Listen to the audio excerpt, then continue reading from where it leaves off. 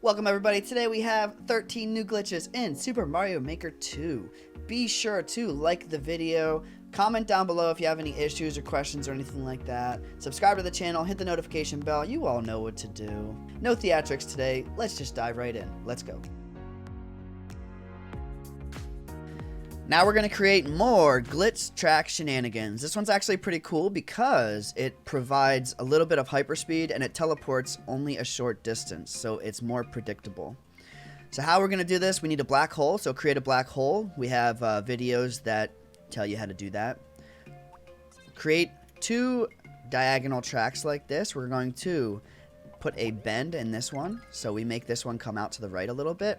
Now I'm going to take this track and put it over into the black hole and then undo, and you see how it creates that glitch track right there. I am going to take this track out of here and delete it. We don't need that anymore. And now I'm going to put another track that has a curve to it, this time towards the glitch track, and place it right about there.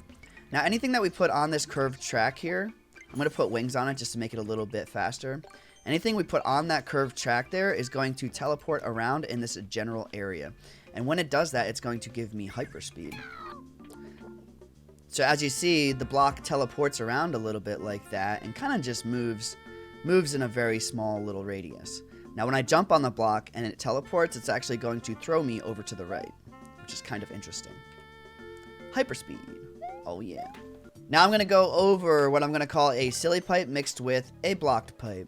So, we're going to go through the Silipipe creation process. So, with Mario's Joy-Con, you grab a clear pipe and drag it 2 to the left. With Luigi's, 2 to the right, then back over, past it. Mario's Joy-Con, you take it past that. Then you delete the left pipe like this. And so this is the Silipipe, but if you put a bend in it, now this is a blocked pipe. And then, if I copy this right here, you see these two pipes overlap like this. This is the Silipipe as well. So, I have this Silipipe kind of configuration going. Now if I copy this and place it again, it creates the non-glitched version, the non-teleporty version. We want the teleporty version for this glitch right here. So right now I'm going to, with the Mario Joy-Con, grab the pipe right here and drag it around a little bit. With the Luigi Joy-Con, you'll notice that I can still extend the pipe and move it around. So I'm going to pull this down and then pull it out to the right a little bit. When I pull it out to the right and let go of it, I still have to hold on to it with the Mario Joy-Con because it's red behind it, and so it will not place, it'll delete. So I have to drag it to a place where it'll be blue behind it, so I can actually place the thing. And as you see right here, this pipe goes to the right, and then there's a little extra 2 blocks right there. That right there is the blocked pipe, and this is the place of the pipe where you can actually enter it. So if I draw some ground real quick like this, and start the scene, you're going to notice that I can go into the pipe over here, but I can't go into the pipe over here. This pipe on the right side of the pipe is blocked. On the left side of the pipe is not blocked. In essence, this is a Silipipe mixed with a blocked pipe. A one-way Silipipe. Pretty cool. Die, Luigi. Here we have Big Mush Toad stumbling upon the end of a level, the flag. The one-ways are protecting this cannon from escaping into the wilderness. With Big Mush Toad, I'm going to jump into the flagpole. It doesn't matter where. That cannon is going to actually clip me through the one-ways and allow me to go into that little bitty castle.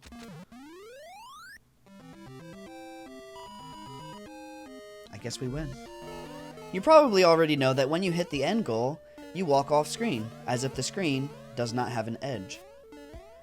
But did you also know you can walk off the left side of the screen as well? So if I jump into this little gap right here, the conveyor belts will actually shove me right off the screen. And then I'll walk back on. It's almost like the left side of the screen has no edge either. And then I fall asleep. Now we're going to go over the process of getting a parachuted enemy into a clown car. So place a clown car, place an enemy into the clown car, and delete that dude. Now take a clown car right into a black hole. Undo twice. When you pull this clown car out of the black hole, it's going to have that enemy in it. Now we can take the enemy out, give him a parachute, and then copy the clown car that we took out of the black hole. And then you'll notice the enemy inside of this black hole has a parachute on it. We can delete everything else and then start the scene.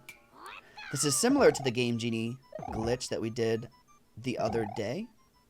But not exactly. There's not much you can really do with this. It's mostly visual, but it is cool. This is a pretty interesting setup where this piranha right here is going to clip through the spring, and using the spring it's going to clip into the bottom POW as these two POWs jump up and rest in this space. And when that happens, it creates a fairly interesting little troll situation. So when I jump up here, we see two POWs and a piranha underneath the bottom one. If we try to rush this situation and try to grab the POW, we will actually die. So that's where the troll comes in. If you take this slow, you can actually grab the POW, let the piranha go, and then kill him with the POW, and proceed. If you add wings to this piranha, it actually will not push everything up to the top here. It will clip into and back out of this POW continuously. So in this case, it doesn't actually pop out of the POW. It'll just clip into and out of it. So what we have here is the start of the potential 3D World PGL Filler, Projectile Limit Filler. This cannon is going to shoot out Hammer Brothers, who are going to pop down over into this clear pipe and get stuck in the clear pipe itself. It is interesting to me how the Hammer Bro will actually get stuck here, and how he will be able to actually go into this clear pipe, even though this spring is blocking it. But regardless, let's show you what I mean. So in order to make this actually work, we need 100 Hammer Bros to go into this clear pipe, which would pretty much take all day. The Hammer Bro almost throws his hammer when he's going into the pipe, which starts to fill the projectile limit.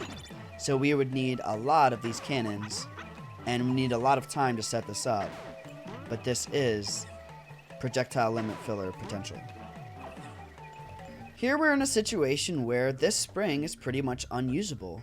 We cannot lift it up because it is SMB1 and it is stuck underneath this semi-solid platform, so we can't actually use it unless we take these two items that are next to it and merge them together with the spring. And apparently when you do that, the spring pops up one tile. The burners that fall from the tracks are going to push all of the items together, lifting the spring for you, allowing you to use it. With this situation, this big bully is going to get pushed underneath this launcher because of these blue blocks becoming solid blocks, because the spike ball hits the on-off block. And when that happens, this twister is going to hold the bully in a dizzied state, which looks pretty interesting. Poor big bully, but I mean, he's a bully, so he pretty much deserves it, right? So you probably know that when you place Rocky Wrench over top of a block, he will dig into the block and then pop up and start throwing his wrench, right? Unless you place him over top of a burner, a fire bar, or the flag stump. In all three cases, Rocky Wrench will go down to the ground underneath them and not pop back up. He gets stuck underneath there. You can even see his little helmet, but he will not come back up. Poor little guy. 5 more weeks of winter. When I start the scene, the Seesaw is going to be weighed down by these two cannons blocking our path to the next section. However, using this hidden block right here, we can actually hit this, jump into it, and it'll pop us through the Seesaw, clipping us, allowing us to go on with our lives. So, we're stuck here, right? Wrong. We can't really get through, we can't jump or anything. If I duck, though, I can jump.